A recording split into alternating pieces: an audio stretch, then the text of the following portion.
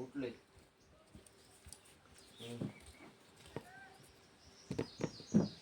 ओम श्री सिद्धभैरवाय नमः. बघा, इगतपुरी तालुका आणि इगतपुरी तालुक्याच्या बाउंड्रीवरती काय आहे? अकोला तालुका. इगतपुरी तालुका नाशिक जिल्ह्यात, अकोला तालुका नगर जिल्ह्यात. पण ह्या दोन्ही जे तालुक्यांच्यामध्ये विंध्य पर्वतांच्या डोंगर, कळसुबाईचं शिखर आणि कळसुबाईच्या शिखराच्या एक बाजूनं इगतपुरी, एक बाजूनं अकोला. आता इगतपुरी तालुक्याचं वैशिष्ट्य म्हणजे काय आहे? टाकेद, कावनई आणि त्र्यंबकेश्वर. तसं अकोल्याचं वैशिष्ट्य म्हणजे काय? अगस्त्यमुनी, हरिश्चंद्रगड आणि रतनगड असे वैशिष्ट्य आहे. तर अकोले तालुक्यामध्ये कळसुबाईचं शिखर 1600 किलोमीटर एवढं उंचीचं शिखर आहे. तिथं भंडारदरा धरण आणि रतनगडाच्या ह्याच्यामध्ये प्रवरा नदी निघालेली आहे. आणि पुराणात अशी माहिती आहे का, समजा समुद्र मंथन झालं आणि त्यावेळेला राहूचं जे शिर उडवलं आणि त्याच्या तोंडातून जे अमृत पडलं ते तिथं त्या ठिकाणी एक नदी वाहिली, तिला अमृतेश्वर तीर्थ झालं. आणि त्या अमृतेश्वर तीर्थातून जी नदी निघती तिचं जे पाणी आहे ते आजही बी कधी गडूळ राहत नाही. पावसाळ्यातही नाही आणि उन्हाळ्यातही नाही. अमृतवाहिनी नदी तिला असं म्हणतात. आणि राहुरी गाव आहे नगर जिल्ह्यात. तिथं ते राहूचं शिर पडलं आणि तिथं राहुरी तिचं नाव पडलेलं आहे. आणि नेवास्याला ज्ञानेश्वरांनी काय केली? ज्ञानेश्वरी लिहिली. तर असं. आणि हरिश्चंद्र राजा 14 वर्ष 12 वर्ष वनवास भोगला आणि ते अभयारण्य आजही तिथं दिवसा वाघ असतात. अकोला तालुका जर म्हटलं तर अभयारण्यात गणना केली गेलेली आहे. अकोला तालुक्यामध्ये जी आयुर्वेदिक वनस्पती, हिरडा, बेहाडा अशा ज्या वनस्पती त्याच्यापासून आयुर्वेदिक औषधं केले जातात, रंग केला जातो. आणि आयुर्वेदी हे जे अकोला तालुका जो आहे निसर्गरम्य ठिकाण आहे. या अकोला तालुक्यामध्ये रंधा फॉल धबधबा आणि अगस्त्यमुनी.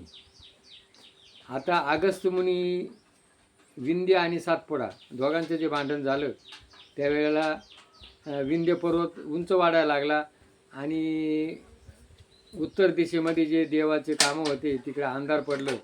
आणि मग अगस्त्यमुनीचा तो शिष्य होता आणि त्याला सांगितलं बा तू इकडं जा. आणि मग त्यांनी दक्षिण दिशेला प्रवास सुरू केला.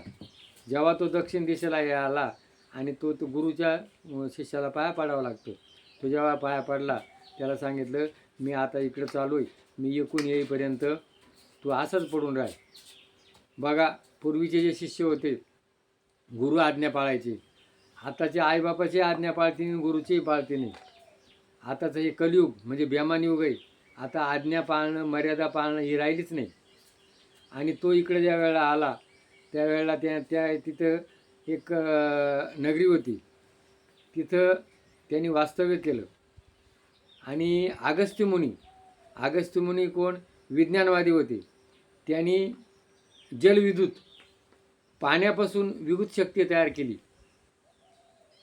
आज ते विज्ञानवादी होते. आणि असं एक सौंदर्य काढून अनुपम आणि अशी एक मुलगी तयार केली, तिचं नाव लोपमुद्रा. आणि ती एक राजाच्या ताब्यात दिली. आणि ती ज्या वेळेला मोठी झाली त्यावेळेला तिला त्याने काय केलं? विवाह करायचं ठरवलं. तिनं सांगितलं तुमच्यापाशी काय साधन संपत्ती, धनसंपत्ती नाही. आणि मग एक राजा होता, त्या राजाना त्याच्याकडे 3 शेळी होते, त्याच्याकडे धन भरपूर होतं, त्याच्याकडून धन आण. आणि मग तिथं तिघजण होते, वातापी, पितापी आणि एक असे तिघजण त्याचे सेवक होते. आणि एक काय करायचा, रस्त्यानं जर कोणी आलं ब्राह्मण, त्याला तो काय करायचा, आग्रह करायचा. एक पाणी व्हायचा, एक अन्न व्हायचा. पोटात गेले तर तो पोट फाडून बाहेर यायचा. आणि ज्या वेळेला अगस्तीच्या पोटामध्ये तो गेला, वातापी पितापी, त्याने हात फिरवलं, नाहीसा झाला. आणि मग तो बाहेरचा हाका मारायला लागला, तो आला नाही. आणि मग तो समुद्रात लपला. आणि मग अगस्ती मुनीने काय केलं, समुद्र पिऊन टाकला आणि तो राक्षस मारला. आणि मग त्याने जे लघवी केली, म्हणून आजही समुद्राचं पाणी कसं आहे, खारट आहे. आणि मग लोकमुद्रेला सांगितलं, ते लग्न केलं. आपण ग्रस्त आश्रम त्या वेळेला ब्रह्मचर्याचं पालन करत होते. आज ब्रह्मचर्य वस्तू काय आहे कोणाला माहीतच नाही.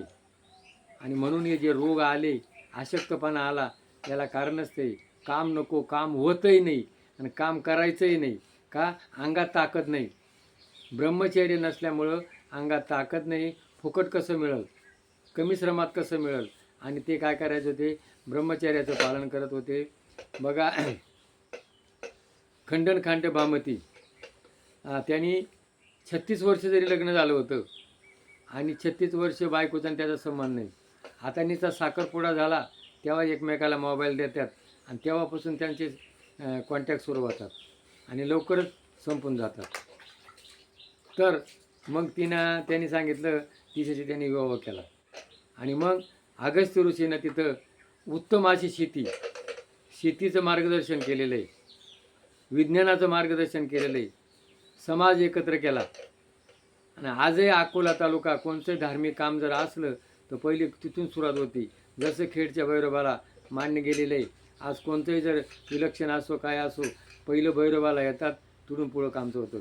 तसं अकोल्या तालुक्यात कुठे येतात, पहिलं अगस्तीला जातात. आणि मग तिथं वाडी आहे, तिथं यात्रा भरती.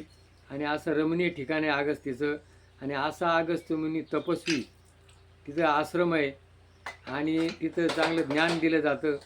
आणि असा अगस्त्य मुनी त्या भागामध्ये प्रसिद्ध आहे. आणि एक वेळा जा आणि त्या अगस्तीचं दर्शन घ्या. अगस्ती कर्तृत्ववान, शक्तिवान आणि विज्ञानवान असे त्याच्याकडे गुण आहे. आणि असा अगस्तीचं आपण दर्शन घ्यायचं आहे.